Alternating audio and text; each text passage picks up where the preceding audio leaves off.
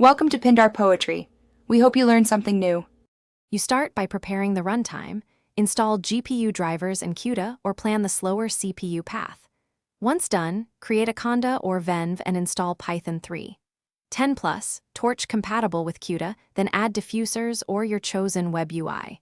You should download the Stable Diffusion weights and place them in the models folder. Make sure file names match the UI expectations. Finally, launch the interface so you can interact.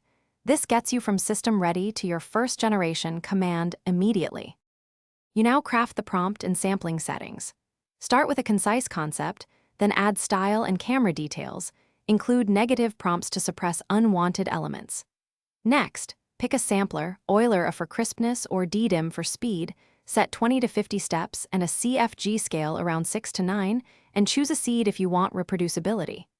Make sure resolution matches your GPU memory, set batch size to 1 for testing, and enable face, restore, or tiling when appropriate before hitting generate. You finish by reviewing outputs and applying post-processing. Use an upscaler, slight additional denoising, or inpainting to correct small errors, then export PNG or WebP and save prompt metadata for reproducibility. Once satisfied, iterate by tweaking prompts or seeds and batch render final variations. If things go wrong, start troubleshooting.